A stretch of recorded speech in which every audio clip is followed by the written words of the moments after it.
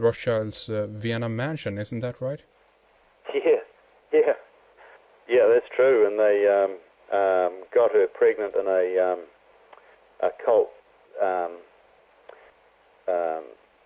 act, scene, play kind of thing on the, I think it was the 31st of August on that year. And then as soon as she showed that she was pregnant, she was sent back to Strones to live.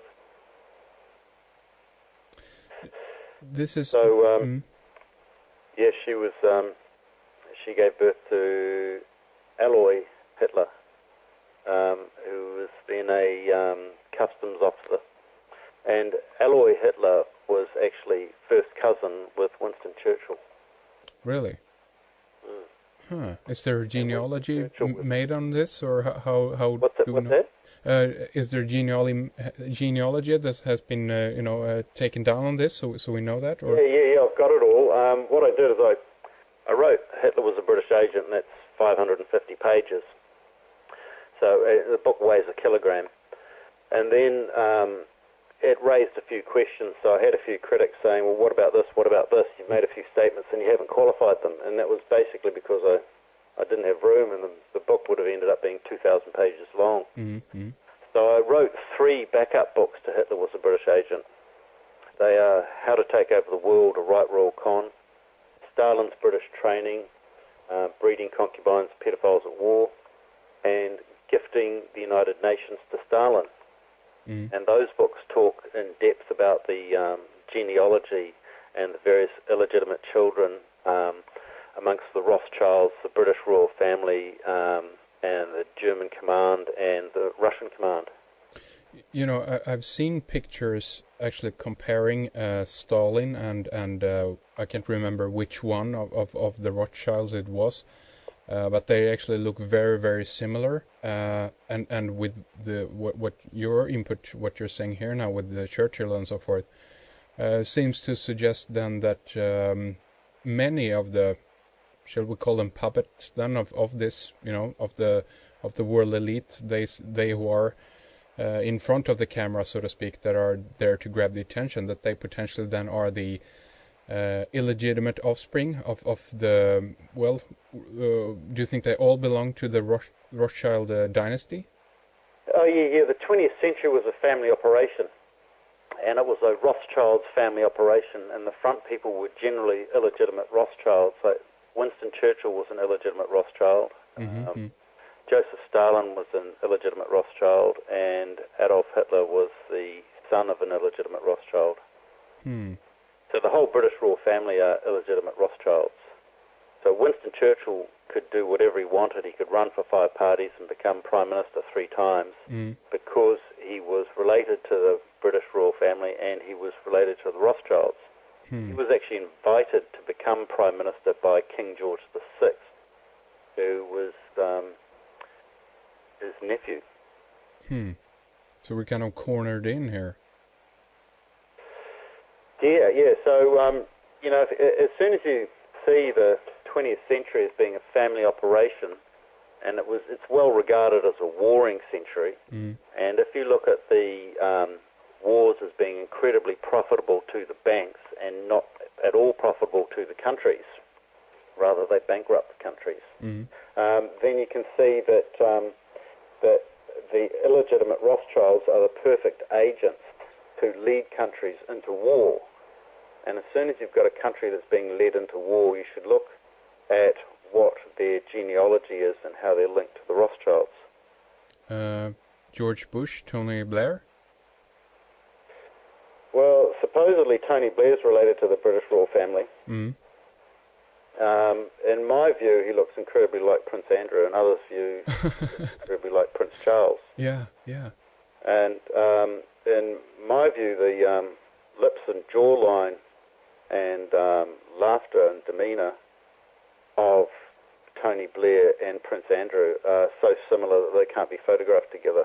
I don't think they've ever met together publicly and been photographed together, and that's a telltale sign.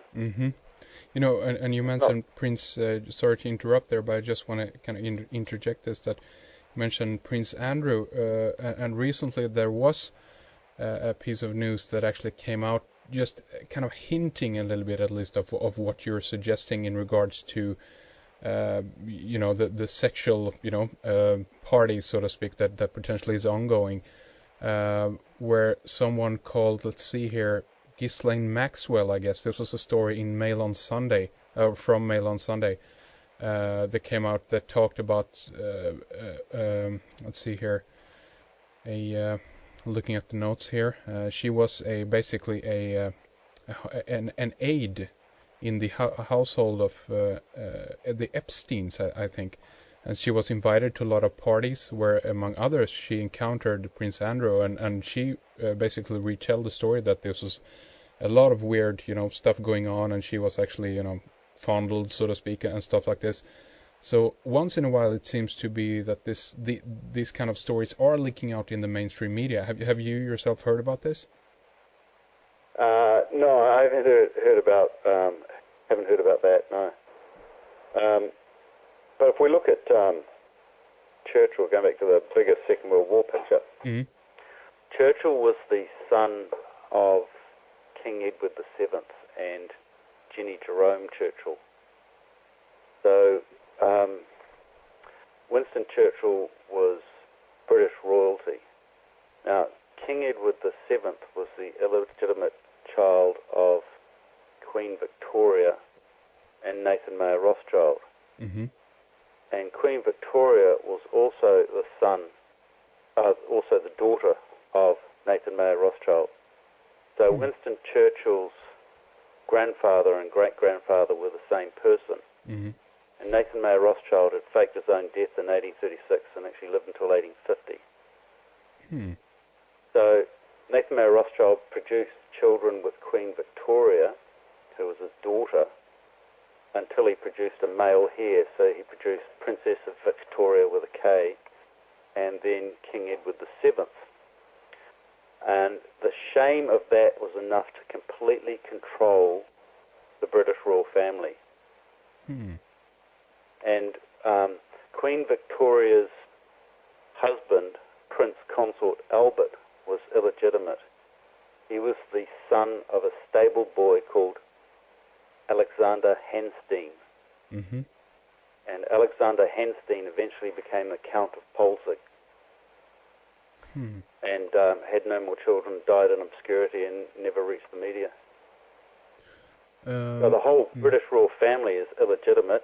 They're a complete subset of the Rothschild family, and they are controlled through shame. But they are related to, a lot of the older, so to speak, like the Habsburgs and the Stuarts and the Hanovers,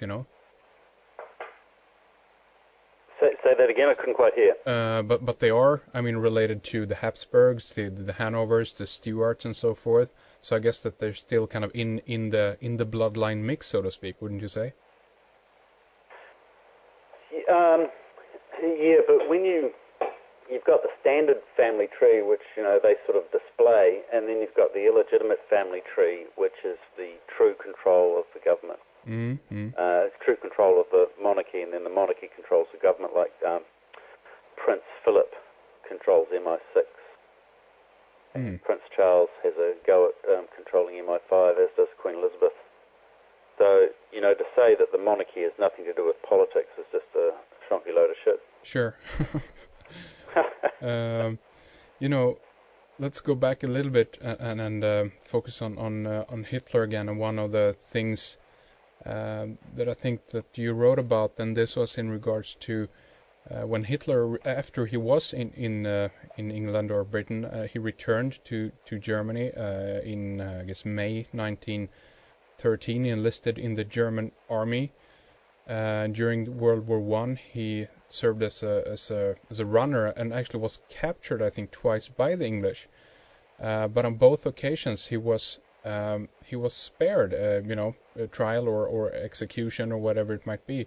Have you written about this in your book? Yeah, I have. He was spared by a British intelligence officer, and the British intelligence officer in the beginning of World War II was working